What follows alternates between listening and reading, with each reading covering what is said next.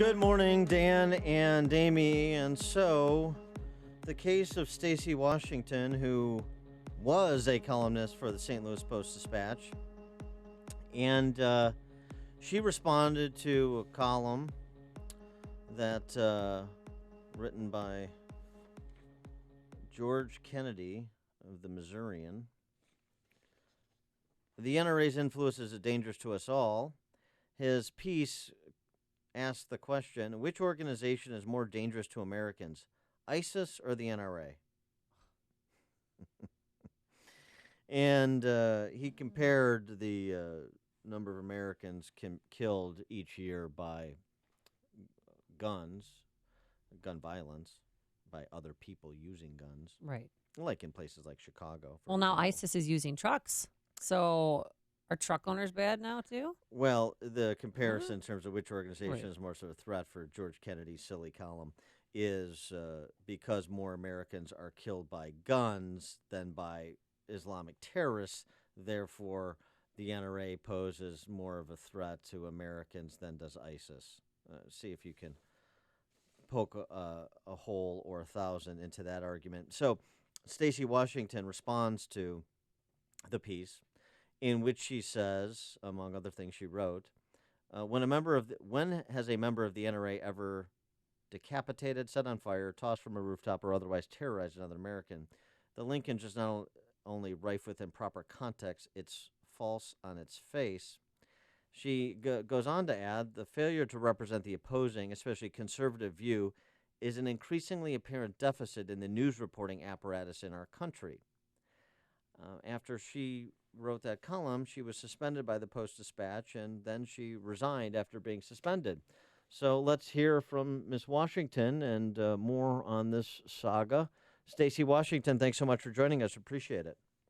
Thanks for having me on today. So the newspaper argues that here was the problem. It wasn't that you wrote the piece defending gun owners and the NRA and lampooning that ridiculous George Kennedy column, but it was that you had previously participated in NRA activities and you didn't disclose that, so you failed to disclose a conflict of interest, and that was the reason for your suspension. How do you respond to that?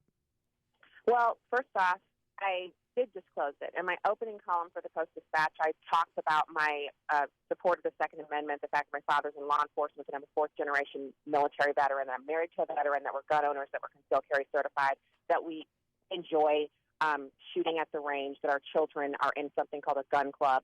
I've actually talked about all of this, and it's on my blog, it's on my website, it's on all of my professional bios online where you can find me, and I maintain no professional affiliation with the NRA. At that time, I had none, and specifically, I have to be hired or under contract or in an independent contractor arrangement or be a professional volunteer, in other words, signed up to volunteer to advocate for the NRA, and I did none of those things.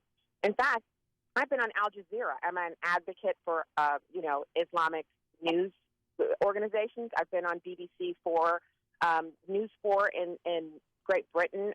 Come on, I've been on the air in Canada, all over the world. So this isn't about my appearances. This is being used as an excuse to justify their inability to accept the fact that in addition to what you read, I also said that subscribers are dive bombing out of newspaper subscriptions and that their circulation numbers are down.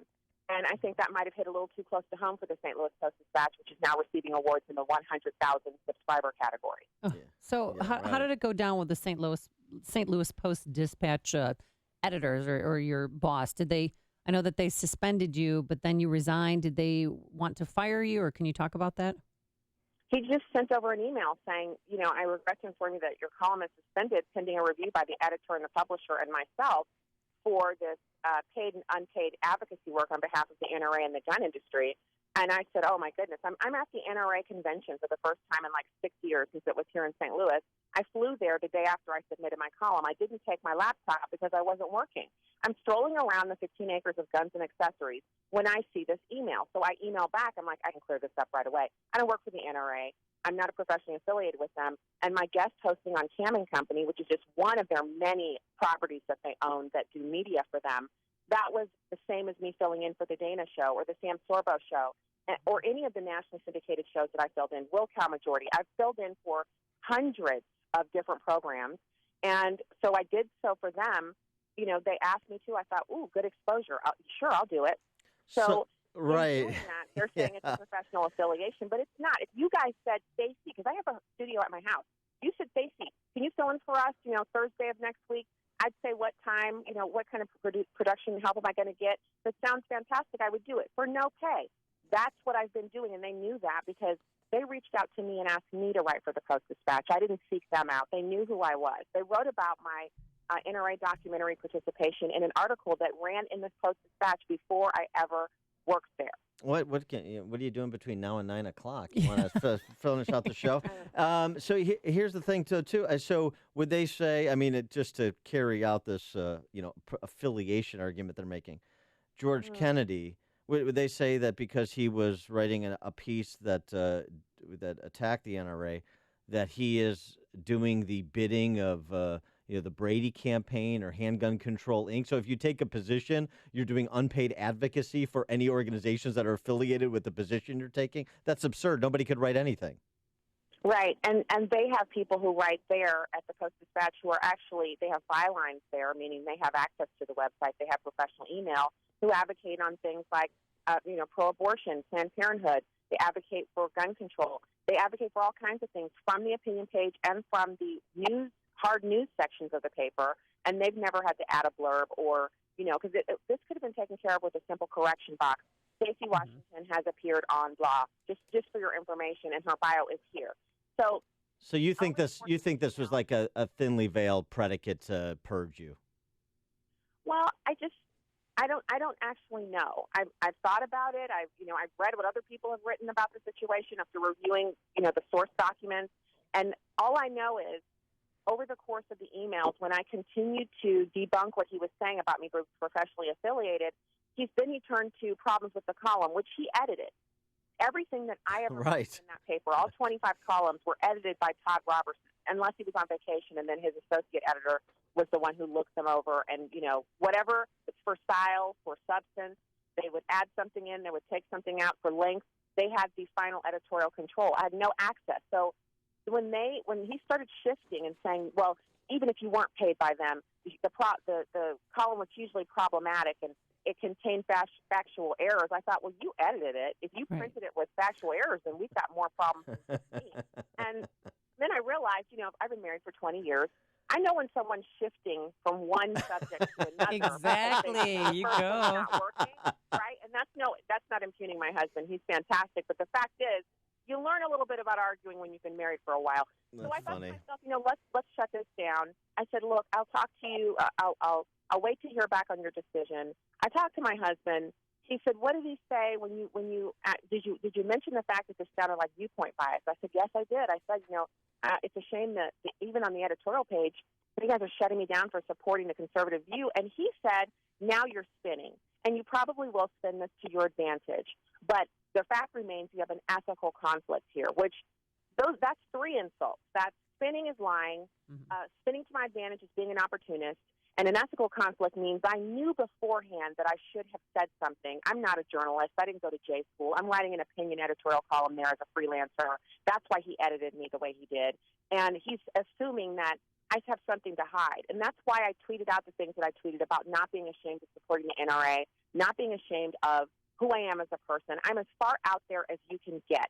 Everybody that knows me online, publicly, knows I'm a Bible thumper.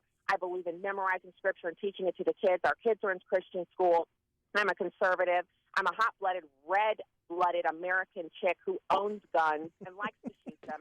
And I'm not afraid to talk about that because if I was, clearly, I wouldn't have been on the radio. 2,000 separate interviews at my count. I don't even know if that's all of them, but at least 2,000 interviews across the country and internationally talking about the same stuff. So if I had anything to hide, I should have started hiding it at least 6 or 7 years ago. And if I worked for the NRA, that'd be first on my bio. I would consider that a badge of honor if they said, hey, come work for us. That would be fantastic for me. So why would I hide it?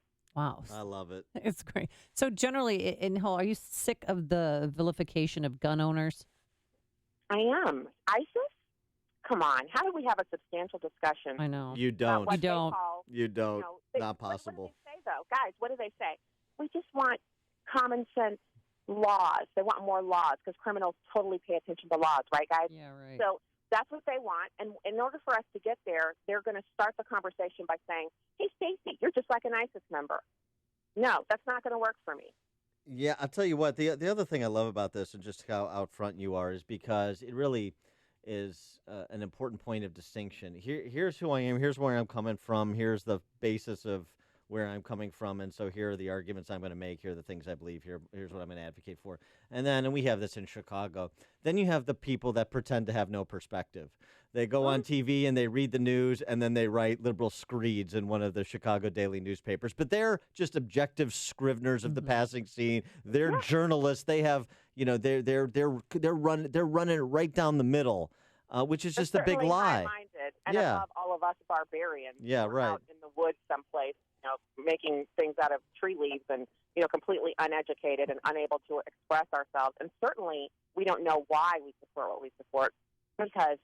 What I find most with liberals is, like you just said, they're ripping and reading. They're doing the bidding of whoever wrote the last news item at the AP. They're not even adjusting it at all. They're just like, oh, the AP story is this 3 lines. They put that in and say from the AP. Nothing added, no research, nothing. And then they look at us and we start breaking out our Heritage Action latest budget, report that we've been pouring over for the past 90 days over our little red lines and going, look, there's $350 billion in waste in here, and they're like, "Well, that's minutia. That wouldn't help our deficit." No matter what the subject is, we always come with charts and graphs with our little glasses perched on the end of our noses, and they're always looking at their emotions and their feelings and insulting us. And I'll take all of the insults all day. I'm not a baby, but a comparison to ISIS to me, it goes beyond the pale because gun owners are among the people whose children serve in the military. They're in church with you on Sunday. They're at the grocery store with you. If you're on a plane, gun owners are on that plane. They may not be armed at that moment, but they're there with you. You can't go anywhere in America without being near someone who owns a firearm at home or is a concealed carry certified individual. And you're going to say, all this time you've been roaming around America, those people have been like ISIS. Why are you still alive? How are you still walking around if gun owners in America are anything like ISIS? Right. Where are the beheadings? Where are the people being set on fire and put in cages on beaches? Where are the YouTube videos? Well, the St. Louis Post-Dispatch is lesser for having lost you. She is Stacy Washington, former columnist for the Post-Dispatch. But in the great thing about in this digital age, Stacy Washington, I suspect will, if she doesn't already, have a bigger audience than the St. Louis Post-Dispatch. She does. Stacy, thanks so much for joining us. Good luck. We appreciate it.